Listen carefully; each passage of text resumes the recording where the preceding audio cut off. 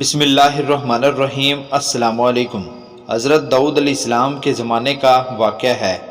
دو عورتیں کہیں جا رہی تھیں، ان کے ساتھ ان کا ایک بیٹا بھی تھا۔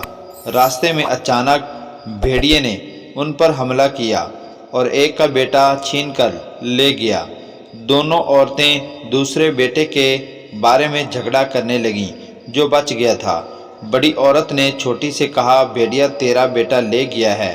نہیں، بھیڑیا تیرا بیٹا لے گیا ہے، چھوٹی نے کہا۔ پھر وہ دونوں اپنا فیصلہ کرانے حضرت داؤد علیہ السلام کے پاس آئیں تو آپ نے بڑی عورت کے حق میں فیصلہ کر دیا، یعنی زندہ لڑکا بڑی عورت کا ہے اور بھیڑیا چھوٹی عورت کے بیٹے کو لے گیا ہے۔ پھر وہ عورتیں حضرت سلیمان علیہ السلام کے پاس سے گزریں۔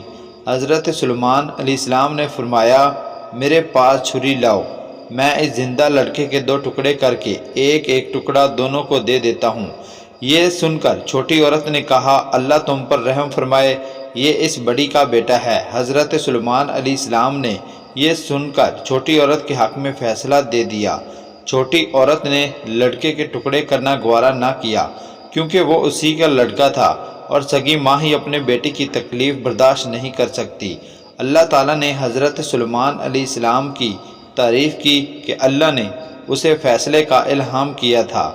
دوستو، اگر آپ کو یہ ویڈیو اچھی لگی ہے تو ہمارے چینل کو لائک، سبسکرائب اور ساتھ ہی بیل آئیکن کو پریس کر دیجئے تاکہ مزید ایسی ویڈیوز آپ تک بآسانی پہنچ سکیں۔ اللہ حافظ۔